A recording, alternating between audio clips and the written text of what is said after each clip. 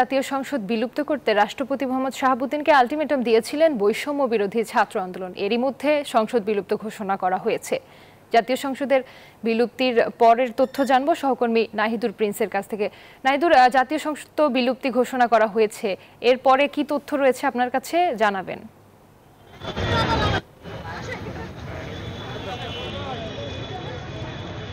ধন্যবাদ। মানুষের উচ্ছ্বাস বইছে, আমরা সেটি দেখতে পাচ্ছি।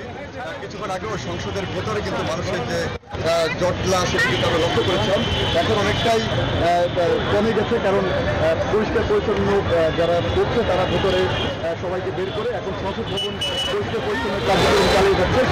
শিক্ষার্থী এবং জনতা সবাই মিলে কিন্তু সংসদ ভবনের যে পরিবেশ সেটি সুরক্ষা করার জন্য এখন ভেতরে কাজ করছে। এবং যারা থেকে ঢাকার বাইরে থেকে যারা ঘুরতে এসেছিল, সংসদ ভবন দেখতে এসেছিল, ভেতরের যে অবকাঠামোগুলো পরিদর্শন করতে এসেছিল, তারা কিন্তু এখন অনেকটাই সংসদ ভবনের গেট থেকে বেরিয়ে গেছে।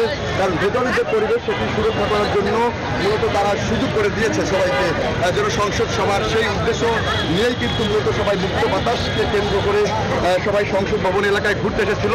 তারা এখন অনেকটাই বেরিয়ে গেছে। আমরা দেখাচ্ছিলাম আপনাদেরকে যে সকাল থেকে কিন্তু মানুষের যে জটলা সেটি কিন্তু আমরা আপনাদেরকে দেখাচ্ছিলাম, এখন অনেকটাই কমে গেছে জটলা।